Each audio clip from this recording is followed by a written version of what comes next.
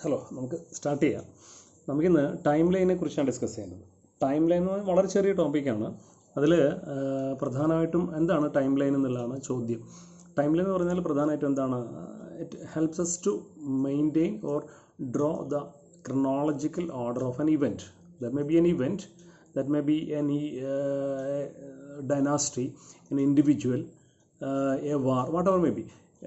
യുദ്ധങ്ങളെ കുറിച്ചിട്ടോ അല്ലെങ്കിൽ വ്യക്തികളെ കുറിച്ചിട്ടോ അതുമല്ലെങ്കിൽ എന്താണ് ഒരു രാജ്യത്തിൻ്റെ വളർച്ചയെക്കുറിച്ചിട്ടോ അല്ലെങ്കിൽ ഒരു പ്രത്യേക സാധനങ്ങളുടെ വളർച്ചയെക്കുറിച്ചിട്ടൊക്കെ നമുക്ക് കൃത്യമായിട്ട് എന്താണ് ഒരു ചരിത്ര രേഖ തയ്യാറാക്കാനാണ് ടൈം ലൈൻസ് ഉപയോഗിക്കുന്നത്.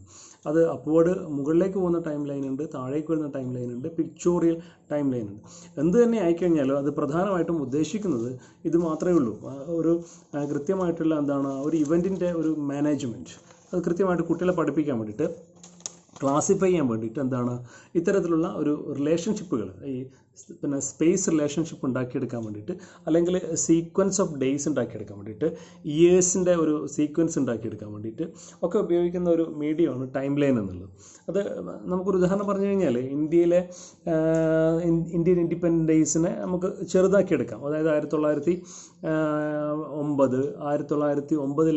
ഒരു സംഭവം നമുക്ക് എഴുതാം, 1919 ഒരു സംഭവം നമുക്ക് എഴുതാം, 1921 ഒരു സംഭവം എഴുതാം, 30 വട്ടമേശ സമ്മേളനം എഴുതാം.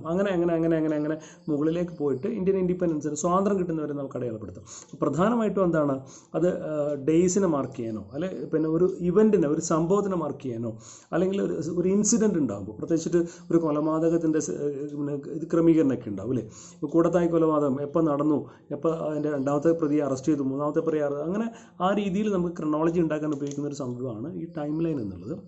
It shows the growth of history of സ്റ്റേറ്റിൻ്റെ വളർച്ച നമുക്ക് വേണമെങ്കിൽ ഐഡൻറ്റിഫൈ ചെയ്യാം, നാഷണൽ സ്റ്റേറ്റിൻ്റെ വളർച്ച ഐഡൻറ്റിഫൈ ചെയ്യാം, യുദ്ധങ്ങളുടെ സീക്വൻസ് അടയാളപ്പെടുത്തി വെക്കാൻ പറ്റും. ഇതിനൊക്കെയാണ് പൊതുവിൽ ഉപയോഗിക്കുന്നത്. അപ്പോൾ അത് പ്രധാനമായിട്ടും എന്താണ് റിലേഷൻഷിപ്പ്, ടൈം റിലേഷൻഷിപ്പിനെ ഷോ ചെയ്യുന്നൊരു സാധനമാണ് ടൈം ലൈൻസ് എന്നുള്ളത്. അപ്പോൾ അതിൻ്റെ ഉപകാരം ഇതാണ്, ക്ലാസ് റൂമിൽ വളരെ കൃത്യമായിട്ട് സീക്വൻഷ്യലായിട്ട് ഇയേഴ്സ് പഠിപ്പിക്കാം, സീക്വൻഷ്യലായിട്ട് എന്താണ് ഇൻഡിവിജ്വലിൻ്റെ ഗ്രോത്തിനെ പഠിപ്പിക്കാം, രാജ്യങ്ങളുടെ വളർച്ചയെ പഠിപ്പിക്കാൻ പറ്റും. വളരെ ഈസിയാണ്. അപ്പോൾ നമ്മൾ ക്രോണോളജിയെ ലൈനപ്പ് ചെയ്യുന്നു എന്നുള്ളതാണ് ഇതിൻ്റെ പ്രധാനപ്പെട്ട പ്രത്യേകത. ഇവൻറ്റുകളെ ലൈനപ്പ് ചെയ്യുമ്പോൾ വളരെ ഈസിയായിട്ട് നമുക്ക് മനസ്സിലാക്കാൻ പറ്റും. അപ്പോൾ ഇതാണ് ഇതിൻ്റെ പോസിറ്റീവ്സ്. ഇപ്പോൾ ക്ലാസ് റൂമിൽ നിങ്ങൾ കൃത്യമായിട്ട് അത് ഒന്ന് പരിശോധിക്കാൻ, ഇത്തരം കാര്യങ്ങൾ ഉപയോഗിക്കാൻ ശ്രമിക്കുക.